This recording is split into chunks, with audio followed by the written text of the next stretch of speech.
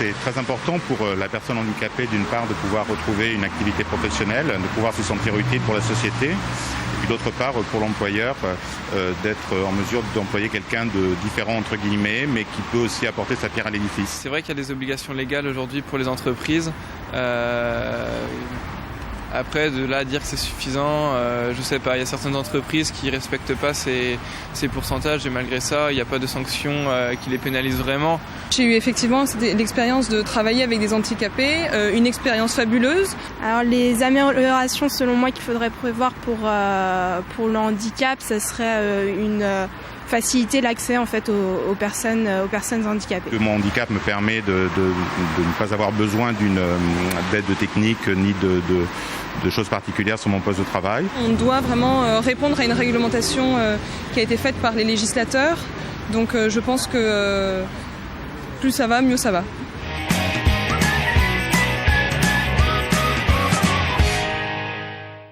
Aujourd'hui, avec nos invités, je vous propose de faire le point sur la recherche d'emploi lorsqu'on souffre d'un handicap. Alors, Nicolas, Pascal, bonjour. Bonjour. Je crois qu'on va commencer peut-être par définir le handicap. Ça me paraît quand même essentiel, Nicolas. Alors, le handicap, il a été défini en fait en 2005 dans la loi pour l'égalité des chances. Et en fait, ça se définit comme une altération, qu'elle soit totale ou partielle, temporaire ou pérenne, d'une fonction. Ça peut être les fonctions motrices, sensorielles, ou les fonctions mentales ou cognitives. Bon, ce qui est important, c'est surtout, je crois, de parler aussi du handicap visible ou non visible. On pense toujours au handicap visible. On parle toujours du handicap visible, mais le handicap visible, il ne représente que 20% des handicaps. En fait, 80% des handicaps sont des handicaps qui sont des handicaps non visibles. Bon, alors, est-ce qu'il y a des handicaps qui posent plus de problèmes dans la recherche d'emploi ? Alors, j'ai envie de dire que dans la recherche d'emploi, c'est pas une question de handicap. Ce qui pose problème, c'est l'adéquation entre les compétences et puis le poste que les entreprises ont à pourvoir. Bon. Pascal, est-ce qu'il y a une problématique particulière chez les jeunes ? Alors, il faut savoir tout d'abord que la population jeune handicapée pèse 4% environ de la population globale en recherche d'emploi et qu'il n'y a que 15% des jeunes qui sont handicapés de naissance.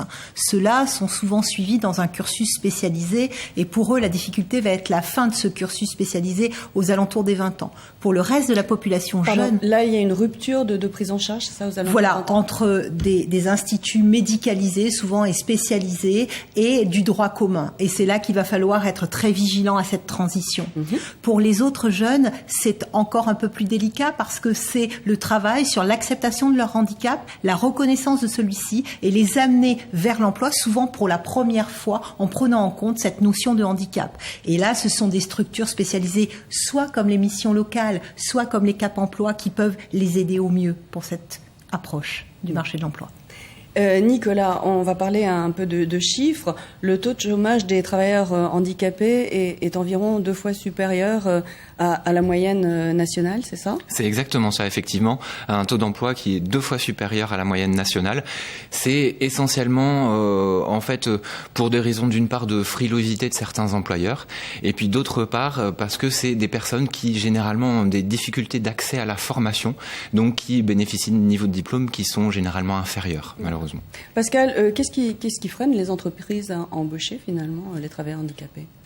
Souvent des représentations, ce qu'on a évoqué tout à l'heure, la vision d'un collaborateur en fauteuil roulant ou avec un handicap lourd et une nécessité absolue d'aménagement du poste, alors qu'on l'a dit, 80% des situations ne nécessitent pas d'aménagement de poste. Et donc peut-être un travail d'abord à faire sur la compétence, rechercher la compétence à un collaborateur et ensuite chercher dans la population handicapée les personnes qui ont ces compétences. Bon, alors justement, avec Rémi Rattel, notre caméraman, nous sommes allés dans une entreprise qui allie emploi et handicap.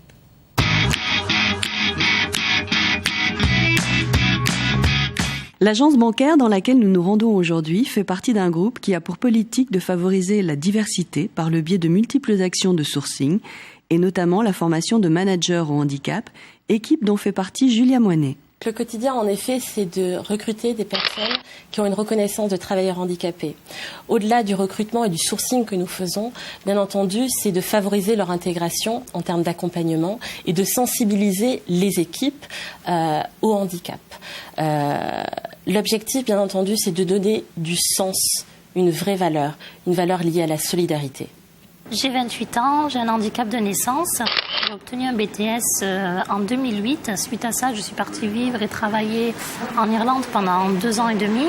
À mon retour, j'ai cherché du travail pendant 1 année, ce qui a été très compliqué, en particulier à cause de l'accessibilité des locaux.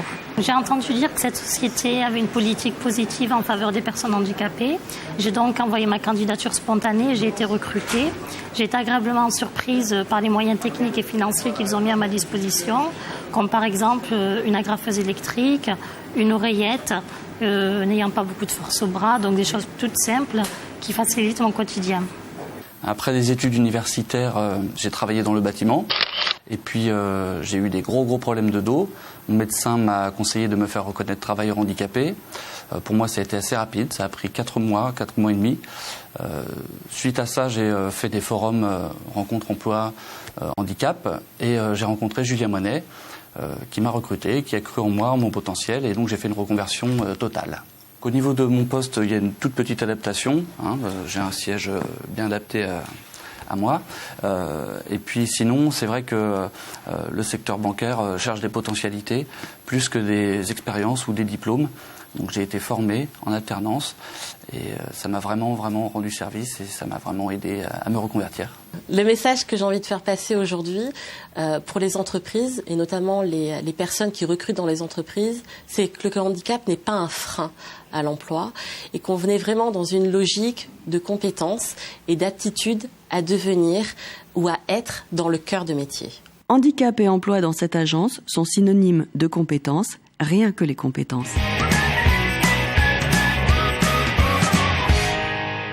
Alors Pascal et Nicolas, on l'a vu dans le reportage, là finalement l'adaptation de l'entreprise, une oreillette, une agrafeuse électrique, un siège un peu droit, bon c'est pas toujours la fin du monde, j'imagine qu'il doit y avoir d'autres petites choses, mais bon c'est possible. C'est possible et puis ça peut être des aménagements très légers effectivement. Absolument.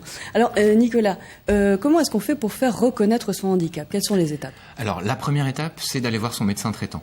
C'est avec son médecin traitant qu'on va pouvoir établir un diagnostic et c'est selon ses conseils qu'on va pouvoir s'orienter vers la maison départementale des personnes handicapées. MDPH. Voilà, la MDPH exactement. Et à la MDPH, on va entre guillemets remplir un dossier. Il y a une partie administrative et puis il y a aussi une partie médicale. Et c'est à l'issue de l'étude de ce dossier qu'on sera reconnu en qualité de travailleur handicapé. Bon. Alors Pascal, est-ce que certaines personnes hésitent à se faire reconnaître travailleur handicapé en ayant peur d'une certaine discrimination? Ça arrive. Oui. Ouais. C'est encore vrai, c'est dommageable pour elles en premier lieu, parce que c'est une discrimination positive qui peut être mise à leur service, c'est-à-dire que reconnaître une reconnaissance de travailleur handicapé, c'est la reconnaissance d'une différence et pas d'un manque quelconque, mais ça permet de mettre les aides associées et surtout de mettre les bons acteurs pour venir en appui de cette personne si besoin était. Bon. Et puis en plus, on court le risque en ne se faisant pas reconnaître éventuellement d'être licencié pour inaptitude. En cas de difficulté ou d'aggravation de survenue d'un handicap, l'enjeu, ça va être le maintien dans l'emploi, l'intérêt que l'entreprise va comprendre à ça et l'aide que l'entreprise va pouvoir trouver aussi auprès de ses spécialistes pour aménager le poste et garder ce collaborateur. Alors vous l'avez compris, n'hésitez pas à vous faire reconnaître travailleur handicapé, c'est vraiment le sésame qui déclenche finalement beaucoup d'aide et donne des ouvertures à l'emploi. Pascal, est-ce que les jeunes bénéficient d'aides spécifiques ? Alors, les jeunes handicapés bénéficient de toutes les aides jeunes de droit commun, déjà qu'on soit clair là-dessus. Mais il y a en plus des efforts notables, notamment de l'AGFIP et d'autres acteurs dans leur politique d'insertion pour bonifier l'accès notamment à l'apprentissage, à l'alternance ou à des mesures spécifiques et permettre ainsi un primo-accès au marché de l'emploi facilité. Bon. Nicolas, quelles sont aujourd'hui les obligations des entreprises face aux travailleurs handicapés ? Alors là aussi, c'est la loi qui définit ces obligations. Et pour les entreprises qui ont plus de 20 salariés, le taux d'emploi des travailleurs handicapés dans l'entreprise doit être supérieur à 6%. Pour les entreprises qui ne respectent pas cette obligation, eh bien, il y a ce qu'on pourrait appeler une pénalité, une sanction, entre guillemets, qui prend la forme, en fait, du versement d'une contribution à l'AGFIP ou au FIPH, qui sont en fait des organismes qui sont chargés de mettre en œuvre des actions qui favorisent l'insertion des travailleurs handicapés. Bon, Pascal, je crois que vous parliez aussi de l'utilisation de la sous-traitance.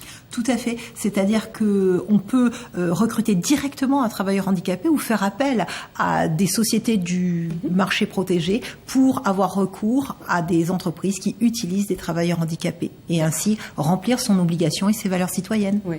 Bon, et puis il y a peut-être finalement des entreprises qui ne savent pas très bien comment faire pour recruter une personne handicapée. Alors, quels sont les conseils qu'on peut leur donner ? Alors les conseils qu'on peut leur donner, c'est tout d'abord d'aller vers les travailleurs handicapés, parce que il y a beaucoup de travailleurs handicapés aussi qui se mettent quelques freins compte tenu des difficultés qu'ils rencontrent pour accéder à l'emploi. Donc c'est d'aller vers eux, d'essayer de nouer des partenariats avec des associations spécialisées, comme peuvent l'être Cap Emploi, notamment après être passé dans les bonnes mains de Pôle Emploi. On peut s'orienter vers Cap Emploi ou des associations spécialisées vraiment dans l'insertion. Très bien. Bon, tout de suite, on passe à la boîte à outils avec des adresses pratiques.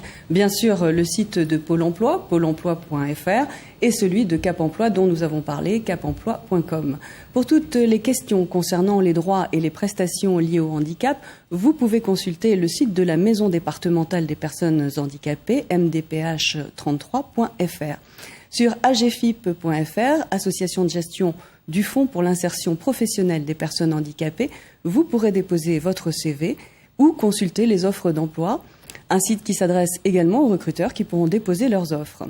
L'Adapte.net, c'est le site de l'Association pour l'insertion sociale et professionnelle des personnes handicapées.